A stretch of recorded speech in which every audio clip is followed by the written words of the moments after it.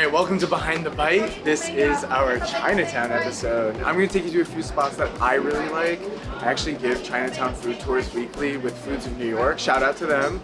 And I'm really excited to show you guys some of my favorite places. I think we're going to start the day with a cup of coffee, maybe get some dim sum, and then end everything off with some dessert. So, can't wait to show you. Alright, let's start the day off with some coffee. This here is Artbean. They were the first coffee shop in Chinatown. I hesitated because I meant like the first third wave style coffee. What I love about Chinatown is you get what you pay for. You go to a Hong Kong style bakery, coffee's only $1. Might be a little burnt, you kind of have to have it with cream and sugar. But here, you got that single origin, siphon filter, all the fancy flavors, and the owners are so great. Spencer and Kong, I think I see one of the owners in there today, so hopefully we'll be able to meet them and have a little chat. Happy to see Farshad. Never know if you like got your big break and you're out doing your thing now, or you know. No, I got a Monday to Friday night. Yeah. Great. So lucky for us, the owners are here. This is Spencer. How you doing, man? Good, man. How are you? Good. So tell us about why'd you start Artbean? Sure. Yeah. Well, it started in around 2020. We lost our jobs to COVID, and we decided to do something new, and that ended up being roasting coffee. But then in 2023 is when we actually opened up the shop. Oh, okay. So at first we were roasting the coffee, selling it online, and then doing pop-ups, and then we finally graduated to our shop of our own, and that's where we are now. What made you choose coffee? We always loved coffee, but Khan's mother from Vietnam would send us care packages, and Vietnam being one of the big exporters of coffee, she would send us all these things and kind of gave us the idea of, well, what if we worked with her in getting Vietnamese coffee to America and roasting it and then selling it. That was kind of the initial dream, and then it ended up just being that we roast coffee from all over the place. So it's not just Vietnam exclusive, but that was kind of how the idea came about. What about like your specialty lattes here? Like what makes those different? Yeah, so our main signature lattes include the ube latte, the pandan, the brown sugar latte, black sesame. We have a yin yern, which is more of a classic style, like Cantonese, Hong Kong style milk tea. That one's a double shot of espresso and black tea with condensed milk. Ooh. A little bit of half and half. It's kind of nice you're like paying homage to the neighborhood that you ended up opening up the shop in. That's really, that's good. It's good. Well, I was gonna say, have the locals really embraced this area? Yeah. With this shop, I mean? We actually have regulars who are what we consider the OGs of Chinatown. So our barbers, for instance, across the street, they're regulars. So they'll come in and they have actually their own drink that they like. So it's only for them. I'm not gonna tell anybody because it's an exclusive. But we're good friends with them, and then even some of our neighbors around the area, you know, like it's always nice to see like familiar faces and just people to wave to whenever you walk into work. Spencer, I really want to get a cup of coffee. What latte should I get? What is that? Is that just a latte right there? Is that? Oh no, this is the crew. This is the crew. I this is not mine. I think you're gonna bust it out, like, oh, I got it. Well, look at that. No, I don't want to share drinks. That's gross. So. Yeah, my favorite is the pandan latte. Ooh. So pandan is a Southeast Asian kind of vanilla leaf. Yeah. So we mix that in with some coconut cream. Pandan and coconut cream tend to mix really well together. Okay. So we have a little bit of coconut cream. It's your choice of milk. I like almond, and a double shot of espresso on top. Ooh, I have to try that one. Definitely. And it's green. All right. Well, I'm ready to try one. Awesome. Yeah. Thanks, man. It's good seeing you. Definitely. All right, I'm excited to try Spencer's favorite drink. Pandan latte with double shot of espresso with almond milk.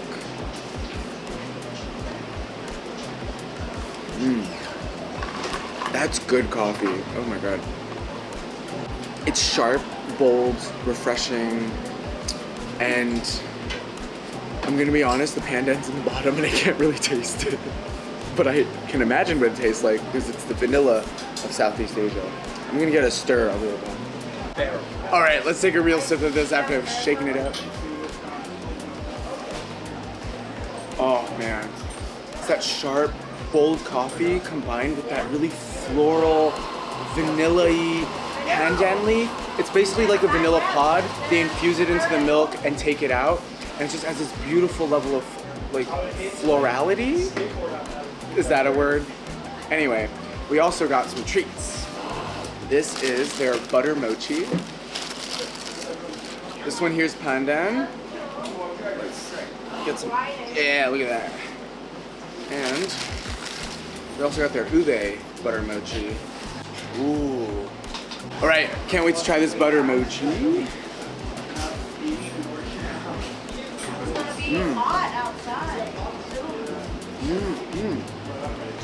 This is something I've never had before. It has an excellent texture. Not too sweet, good bite to it, and the pandan has a nice little, some of that floral undertone I was talking about with the drink. I'm gonna try the ube. I love ube because it's so earthy and it has this like really grounded, like nutty kind of flavor to it. These guys get their butter mochi from the Boys Co., which is another local bakery. They don't have a brick and mortar store, but I love that local supporting local. You have to. Come down to Artbean. These guys, they support other local bakeries. They support local artists. Every 2 to 3 months, they finish up their wall here. Grab a drink, try a specialty latte. The pandan's really good. What a great way to start the day.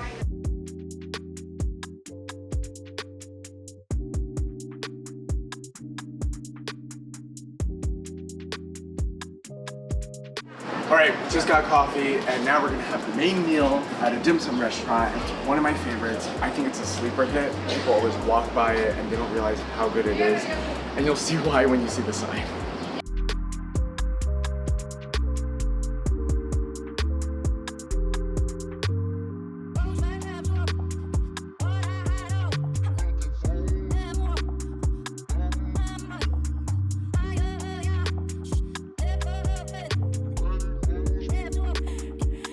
All right, we're here at Dim Sum Go-Go, which has been around here for over 20 years, and I think this is one of the most underrated dim sum places in Chinatown.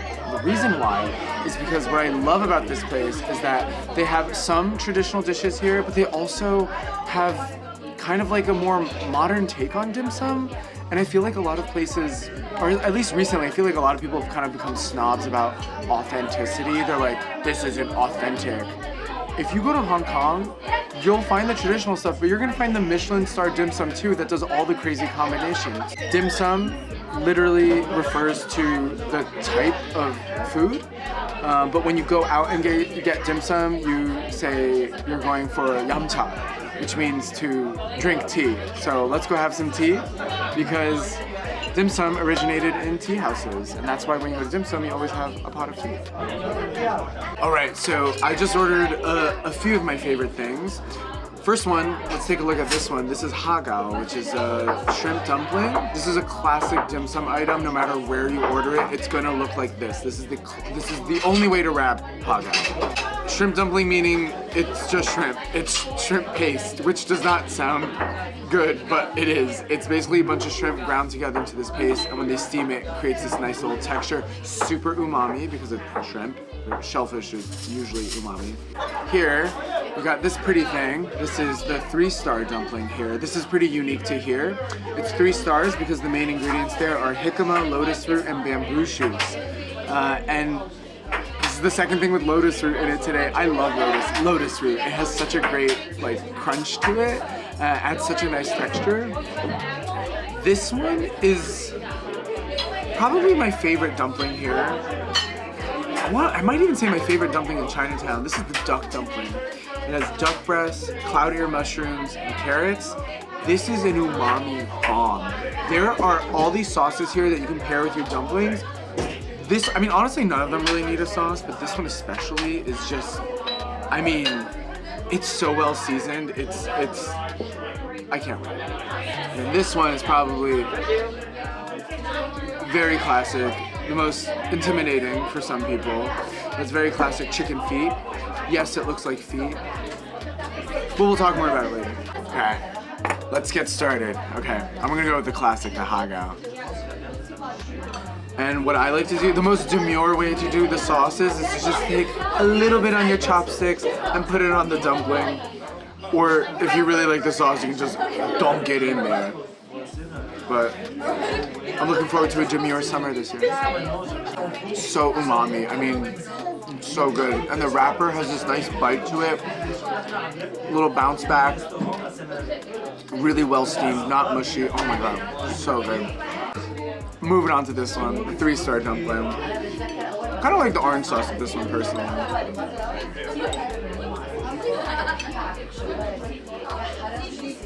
The vegetarian dumplings here are some of the best. It's such a unique menu.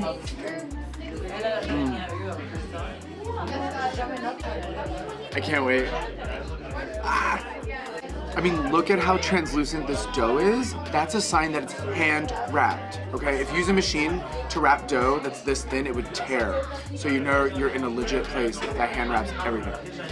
I'm just gonna pop this one out.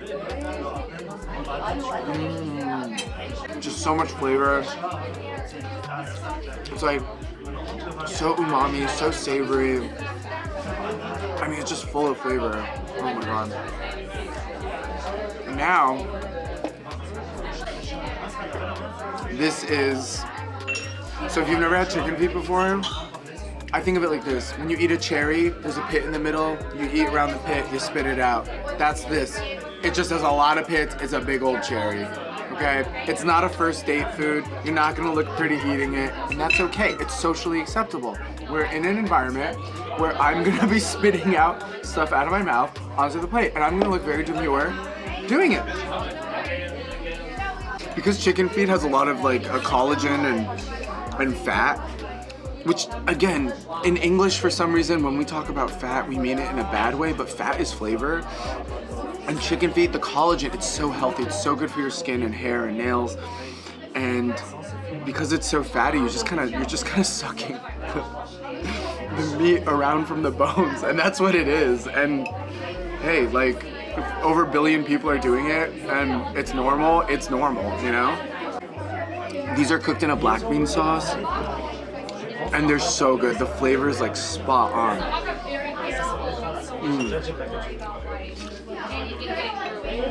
This is also probably the best chicken feet I've had in Chinatown anyway. I've probably had maybe 10 different kinds of chicken feet around here.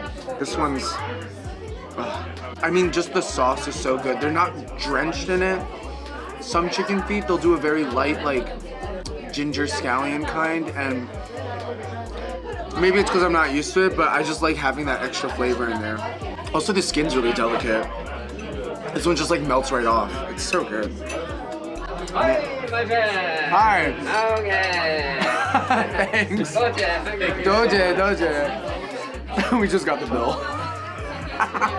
All right, everyone, we're gonna go check out Golden Mana Bakery. I've had over a dozen egg tarts in Chinatown, and I always go back to this one because they have the perfect ratio of egg custard to crust. It's light, it's not too sweet, which is high praise for Asian desserts. And it's run by a husband and wife since 1981. It's a family affair. Their adult daughter went back to help them out. And ever since she went back out to help get more non-Chinese clients, they've been bustling. And we're so happy because that means we're probably gonna stay in business for a while.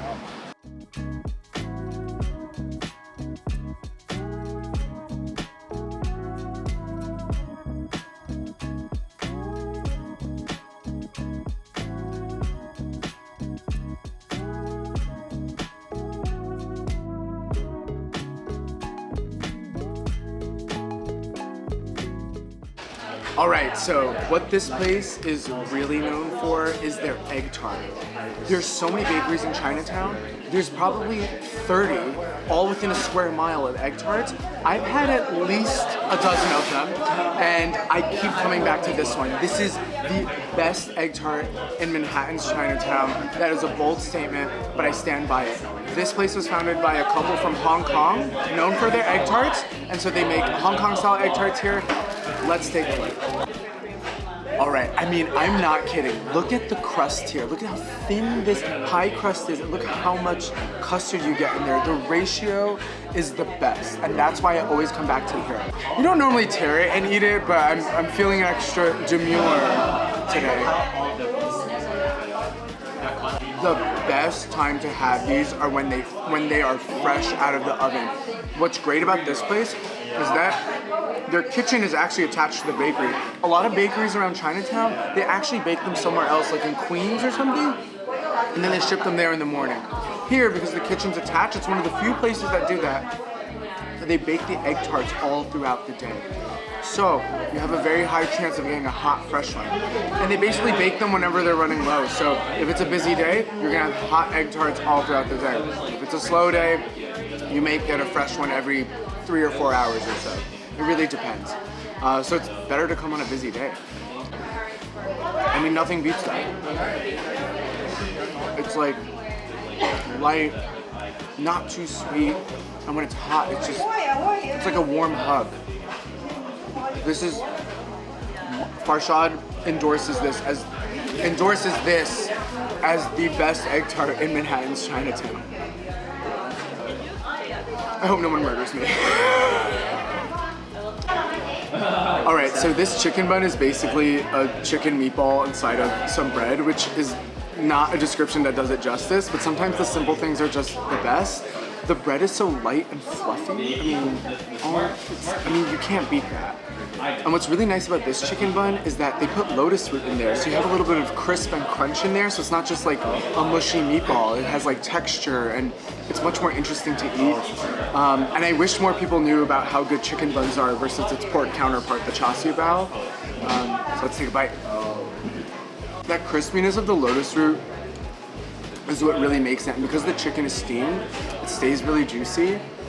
This is the bun that I get after my food tours on Sundays in Chinatown, because at the end of the tour, I don't eat on the tour, so I have this nice little bun. It's a good chunk of protein, some bread to fill me up, and it really hits the spot after walking around for 3 hours straight.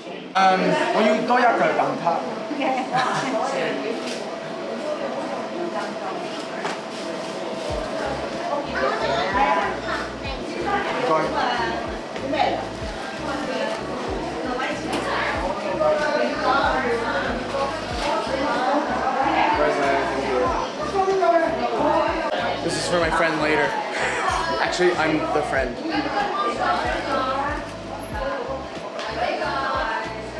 All right, this has just been some of my favorite places in Chinatown. There's obviously so much more to see, so much more to eat. We'll probably come back here. Again, my name is Farshad Kansari. I do food tours here with Foods of New York. Another shout out to them. That's how I knew about these great places. And this has been Behind the Bite. Thanks for spending your time with us.